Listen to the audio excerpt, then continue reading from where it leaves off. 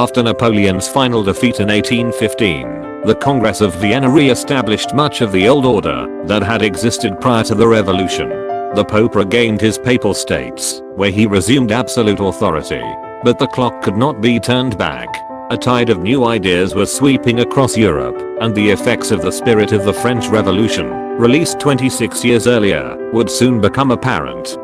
One immediate result was the joining of the more than 300 Germanic states into a loose federation of 39 states under joint German and Austrian influence. The fragmented historical territories of the beast of the earth had begun to weld together.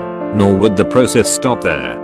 A spirit of democratic nationalism was abroad in Europe, uniting those peoples who shared common language, ethnic origins and sympathies. The resulting amalgamations would more sharply define broader ethnic and political entities, such as in Germany, Italy, etc. These larger states, fewer in number than their predecessors, but distinctive in national character, would represent the incipient stage in the formation of the tentos, upon the iron and clay feet of Nebuchadnezzar's image. This groundwork was to pave the way for the grandest, but terminal, phase of the kingdom of men.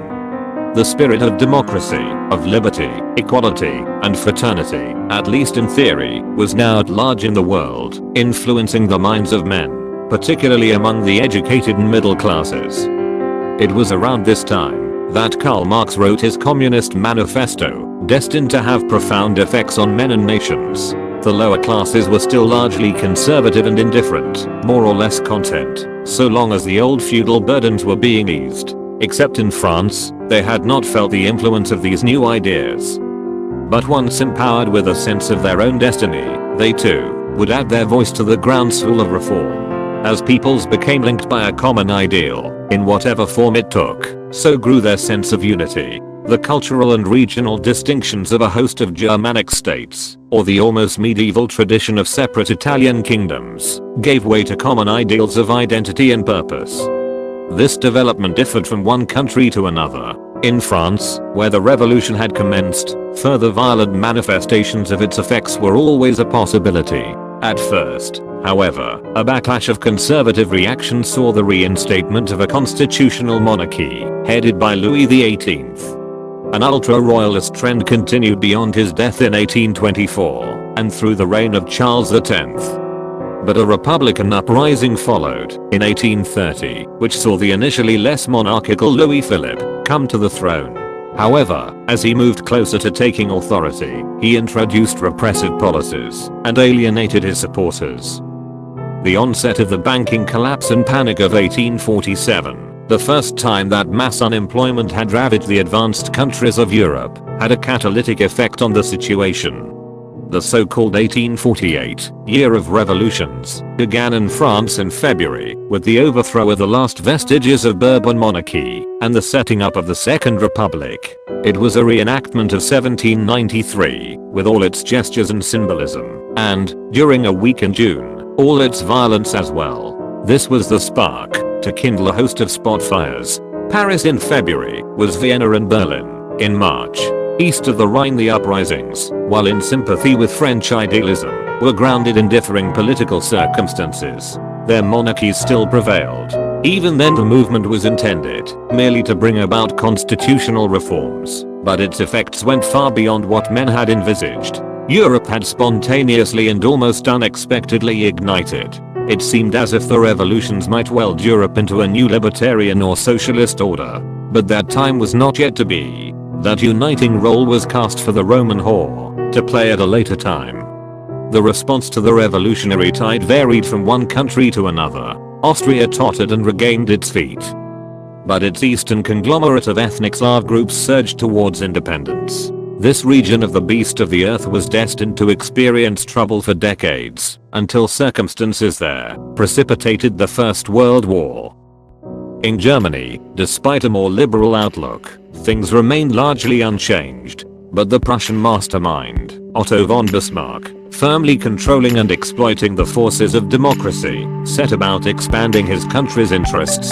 His nationalistic policy of blood and iron entailed gathering the German states around Prussia, provoking war where necessary, as with Denmark, Austria, and France. He annexed some states and allied others, collecting all Germany under a confederation, centered in Prussian Berlin. As this developed, so did the Pan-Germanic movement, a cause devoted to gathering together regions with any German-speaking peoples, no matter how small a minority. Its followers advocated the expansion of the German master race, while the growing belligerence of the era was justified through social Darwinism, expressed as survival of the fittest.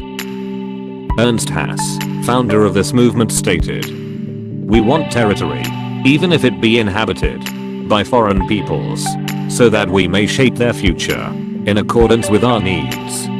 20th century Germany would develop these ideas and unleash them in the most barbaric episode of enlightened times.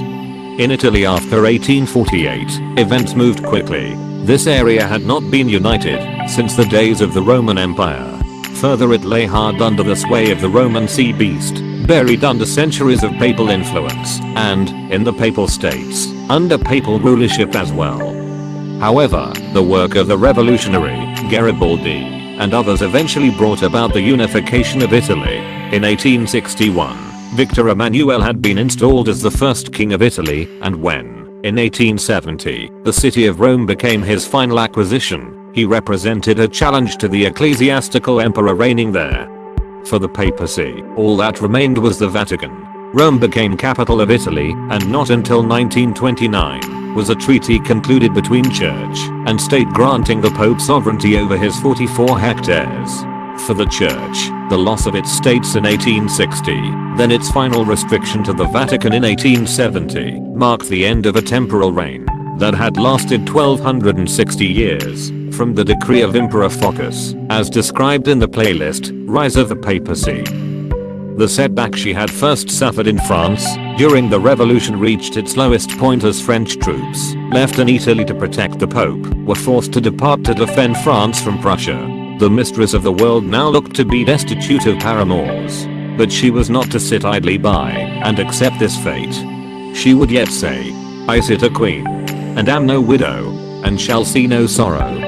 Again she would take stock of events and adapt and compromise with the new world around her, taking on a more socialist, humanistic guise. But the immediate reaction of the church to being deprived of her political authority was to arrogate to herself even greater spiritual authority, voluntarily confined to his Roman precincts. The mouth that spake great things proclaimed the doctrine of papal infallibility. Paul's man of sin indeed set himself forth as God, claiming to present the infallible truth of the deity when speaking with the full authority of office, known as ex cathedra. This blasphemy sets the seal to the identity of the man of sin. Thank you for watching. Subscribe to get notifications of new videos. Like, share and comment below.